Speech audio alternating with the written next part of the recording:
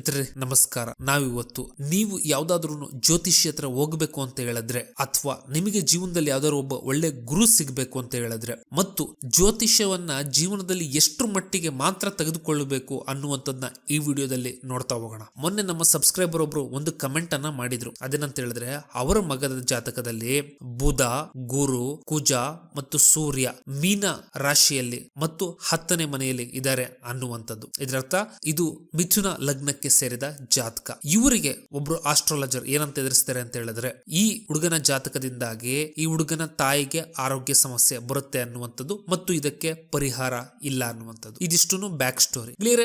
ಬೃಹತ್ ಪಾರಶರ ಹೋರ ಶಾಸ್ತ್ರ ಇದೇನಂತ ಹೇಳಿದ್ರೆ ಜ್ಯೋತಿಷಿಗಳಿಗೆ ಭಗವದ್ಗೀತೆ ಇದ್ದಾಗೆ. ಇದರಲ್ಲಿ ಋಷಿ ಪರಶರರು 10ನೇ ಚಾಪ್ಟರ್ ಅಲ್ಲಿ ಆಂಟಿಡೋಟ್ಸ್ ಫಾರ್ ಇವಿಲ್ ಅಂತ ಹೇಳಿದ್ರೆ ಜಾತಕದ ಎಲ್ಲಾ ದೋಷಗಳಿಗೂ ಒಂದು ಪರಿಹಾರ ಅನ್ನುವಂತಹ ಒಂದು ಚಾಪ್ಟರ್ ಅಲ್ಲಿ ಕೆಲವು ಕಾಂಬಿನೇಷನ್ ಅನ್ನ ಕೊಡ್ತಾರೆ. ಈ ರೀತಿಯಾದಂತಹ ಕಾಂಬಿನೇಷನ್ ಇತ್ತು ಅಂತ ಹೇಳಿದ್ರೆ ಪರಿಹಾರ ಆಗತ್ತೆ ಅಂತ ಹೇಳ್ಬಿಟ್ಟು ಅಲ್ಲಿ 2ನೇ ಶ್ಲೋಕದಲ್ಲಿ ಒಂದು ಮೆನ್ಷನ್ ಮಾಡ್ತಾರೆ. ಅದೇನಂತ ಹೇಳಿದ್ರೆ, ಬುಧ ಅಥವಾ ಗುರು ಅಥವಾ ಶುಕ್ರ ಏನಾದ್ರೂ ಲಗ್ನದಿಂದ ಕೇಂದ್ರದಲ್ಲಿತ್ತು ಅಂತ ಹೇಳಿದ್ರೆ, ಹೇಗೆ ಸೂರ್ಯ ಎಲ್ಲ ಅಂಧಕಾರವನ್ನ ನಾಶ ಮಾಡ್ತಾನೋ ಹಾಗೆ ಎಲ್ಲಾ ದೋಷಗಳು ನಿವಾರಣೆ ಆಗ್ತವೆ ಅನ್ನುವಂಥದ್ದು. ಈ ಒಂದು ಜಾತಕನ ನಮ್ಮ ಸಬ್ಸ್ಕ್ರೈಬರ್ ಕೊಟ್ರಲ್ಲ, ಅಲ್ಲಿ ನೀವು ನೋಡ್ತು ಅಂತ ಹೇಳಿದ್ರೆ ಲಗ್ನಾಧಿಪತಿಯಾಗಿ ಬುಧ 10ನೇ ಮನೆಯಲ್ಲಿದ್ದಾನೆ, ನೀಚನಾಗಿದ್ದಾನೆ, ಬಟ್ ತೊಂದರೆ ಇಲ್ಲ.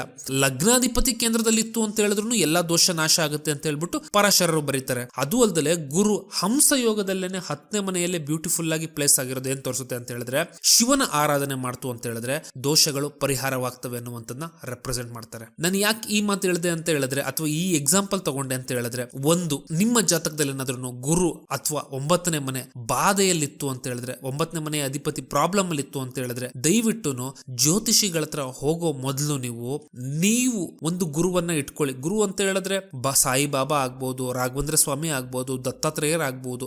ಇವರ ಒಂದು 40 ದಿನದ ಸಣ್ಣ ಅನುಷ್ಠಾನವನ್ನ ಮಾಡಿ ಅಂತ ಹೇಳಿದ್ರೆ, ಇವರ ನಾಮ ಜಪವನ್ನ ಒಂದು 40 ದಿನ ಒಂದು ನಿಗದಿತ ಸಮಯನ್ನ ಹಾಕೊಳ್ಳಿ. ಬೆಳಗ್ಗೆ ಅಥವಾ ಸಾಯಂಕಾಲ ಬ್ರಾಹ್ಮಿ ಮುಹೂರ್ತ ಅಥವಾ ಸಾಯಂಕಾಲ ಒಂದು 6:30 ಇಂದ 7:30 ಬರುತ್ತಲ್ಲ, ಈ ಟೈಮ್ ಅಲ್ಲಿ ಇವರ ನಾಮ ಜಪವನ್ನ ಮಾಡಿ ಒಂದು 40 ಡೇಸ್ ಸಾತ್ವಿಕ ಆಹಾರದಲ್ಲಿ ಇದ್ಕೊಂಡು, ಆಗ ನಿಮ್ಗೆ ಒಂದಿಷ್ಟು ದೋಷಗಳು ಕಡಿಮೆಯಾಗಿ ನಿಮ್ಮ ಜೀವನದಲ್ಲಿ ಒಳ್ಳೆಯ ಜ್ಯೋತಿಷಿಯೋ ಅಥವಾ ಒಳ್ಳೆಯ ಗುರುವೋ ಅಥವಾ ಒಳ್ಳೆಯ ಗೈಡ್ ಮಾಡೋರೋ ಸಿಗ್ತಾರೆ. ಇಲ್ಲ ಅಂತ ಹೇಳಿದ್ರೆ, ಗುರು 9ನೇ ಮನೆ ಅಧಿಪತಿ 9ನೇ ಮನೆ ಜಾತಕದಲ್ಲಿ ಪ್ರಾಬ್ಲಮ್ ಇತ್ತು ಅಂತ ಹೇಳಿದ್ರೆ, ನಿಮ್ಗೆ ಯಾವತ್ತೂ ಫ್ರಾಡ್ ಆಸ್ಟ್ರಾಲಜರ್ಗಳು ಸಿಗ್ತಾರೆ, ಅಥವಾ ಮೋಸ ಮಾಡೋರು ಅಥವಾ ನಿಮ್ಮ ಹತ್ರ ದುಡ್ಡು ಕಿತ್ಕೊಳ್ಳುವಂತವ್ರು ಸಿಗ್ತಾರೆ. ಇನ್ನ 2ನೇ ವಿಷಯ ಏನು ಅಂತ ಹೇಳಿದ್ರೆ, ಯಾವುದೇ ಕಾರಣಕ್ಕೂ ಯಾವುದೇ ವ್ಯಕ್ತಿ ನಿಮ್ಗೆ ಹೇಳಿದ್ರೆ ಪರಿಹಾರನೇ ಇಲ್ಲ ಅಂತ ಹೇಳಿದ್ರೆ ಆ ವ್ಯಕ್ತಿಯನ್ನ ಅಷ್ಟು ನಂಬಕ್ ಹೋಗ್ಬೇಡಿ.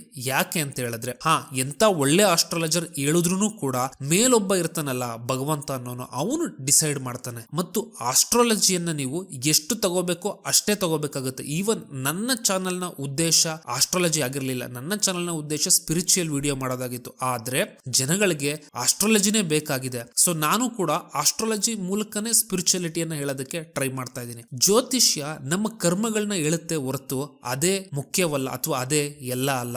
ಯಾವಾಗ ನೀವು ಸಂಪೂರ್ಣವಾಗಿ ಭಗವಂತನಿಗೆ ಶರಣಾಗ್ತಿರೋ ಆಗ ಭಗವಂತ ಆ ಜ್ಯೋತಿಷ್ಯವನ್ನು ಕೂಡ ಮೀರಿದವನು, ಗ್ರಹ ಕರ್ಮಗಳನ್ನು ಕೂಡ ಮೀರಿದವನು. ಇದನ್ನ ನಾನು ಸ್ವತಃ ನನ್ನ ಲೈಫ್ ಅಲ್ಲೇ ಎಕ್ಸ್ಪೀರಿಯನ್ಸ್ ಮಾಡಿದ್ದೀನಿ. ಮತ್ತು ಯಾರು ಭಗವಂತನನ್ನ ಶುದ್ಧ ಭಕ್ತಿಯಿಂದ ಪೂಜಿಸ್ತಾರೋ ಮತ್ತು ನಂಬುತ್ತಾರೋ ಅವರು ಯಾವುದೇ ರೀತಿಯಾದಂತಹ ಪ್ರಾಬ್ಲಮ್ ಕೂಡ ಆರಾಮಾಗಿ ಓವರ್ಕಮ್ ಮಾಡಬಹುದು. ಇನ್ಫ್ಯಾಕ್ಟ್ ನನ್ನ ಜೀವನದಲ್ಲೇನೆ ಸುಮಾರು ಲಾಸ್ಟ್ 1 ತಿಂಗಳಿಂದ ಲೈಫ್ ಅಂಡ್ ಡೆತ್ ಸಿಚುಯೇಷನ್ ಅನ್ನುವಂಥದ್ದನ್ನ ನನ್ನ ಜೀವನದಲ್ಲೂ ಮತ್ತು ನನಗೆ ಹತ್ತಿರವಾದವರ ಜೀವನದಲ್ಲೂ ನಾನು ಫೇಸ್ ಮಾಡಿದೆ. ಆಗೆಲ್ಲ ಕೂಡ ನಾನು ಅದನ್ನ ಸುಲಭವಾಗಿ ದಾಟಿದ್ದೇನೆ ಅಂತ ಹೇಳಿದ್ರೆ, ಒಂದು ಭಕ್ತಿ, 2ನೇದು ನಾಮ ಜಪ ಅಷ್ಟೇನೆ. ಸೊ ಆದ್ರಿಂದ ಯಾರೇ ನಿಮ್ಮ ಜಾತಕದಲ್ಲಿ ಪರಿಹಾರ ಇಲ್ಲ ಅಂತ ಹೇಳಿದ್ರು ಸರೆಂಡರ್ ಆಗಿ ಭಗವಂತನಿಗೆ ಶರಣಾಗತರಾಗಿ ನಾಮ ಜಪ ಮಾಡಿ, ನಿಮಗೆ ಎಲ್ಲದರಿಂದನೂ ರಿಲೀಫ್ ಸಿಗುತ್ತೆ. ಮಿತ್ರರೇ, ಈ ವಿಡಿಯೋ ನಿಮ್ಗೆ ಇಷ್ಟ ಆಯ್ತು ಅಂತ ಹೇಳಿದ್ರೆ ಲೈಕ್, ಶೇರ್ ಮತ್ತು ಸಬ್ಸ್ಕ್ರೈಬ್ ಮಾಡಿ.